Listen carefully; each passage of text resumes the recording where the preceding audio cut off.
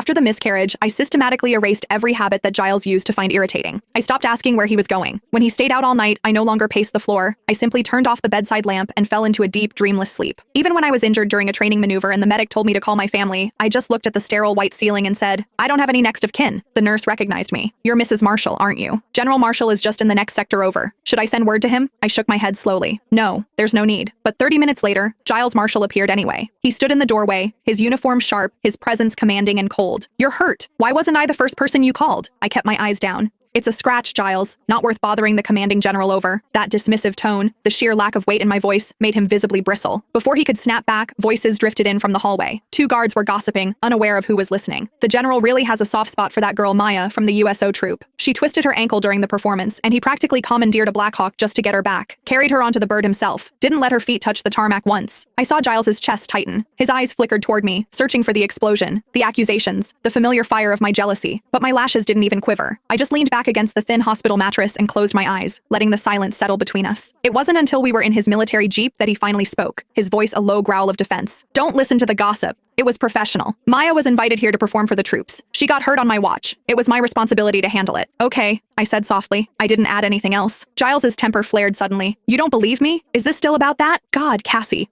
I've come back to you. I'm here. What more do you want?" I stared out the window at the passing barracks, my profile a blank slate. "I believe you," I said. "I just didn't think I was an emergency. I didn't want to interrupt your work. Let's just go back to the quarters." The same scripted response. Autopilot. Giles slammed his fist against the steering wheel. The horn blared, a sharp, ugly sound that cut through the winter air, startling a group of performers who were just finishing their set across the road. One girl looked up. As the moonlight hit her face, the air inside the Jeep turned to ice. "Maya, what is she still doing out here?" Giles muttered. He glanced at me instinctively. In the past, every time I saw her, I'd lose my mind. I'd scream, I'd cry, I'd demand to know why she was wearing a coat that looked like mine. But now, I just gave her a fleeting glance and looked away. Nothing. Giles gripped the wheel, but his eyes were glued to the rearview mirror. It was a brutal December night. The girl was shivering in a thin stage costume, her arms wrapped tight around herself, her nose red from the cold. His hand was already on the door handle. The concern was practically leaking out of him. I understood the script perfectly. I opened my door and stepped out, giving him the exit he was dying for. "If you need to do a final sweep of the camp, I can walk back. It's not far." I didn't wait for an answer. I turned toward the intersection. Giles jumped out and caught my wrist. "It's over between us, Cassie. I didn't know she was here. Why won't you trust me?" I nodded. "I do trust you, Giles. She's a young girl in a tough spot. Even if it's over, it's normal to care." "I get it." He stared at my face. There was no bitterness there, no hidden edge. That was what terrified him. I used to have an insatiable hunger for his attention. If I found a single long hair on his uniform, I'd interrogate him until dawn. Now, I was exactly what he'd always begged me to be. Reasonable, quiet, undemanding. But it felt like he was breathing through wet cotton. I pulled my hand back and walked away. At the corner, I stopped and looked back. Beside the Jeep, Giles had already draped his heavy coat over Maya's shoulders.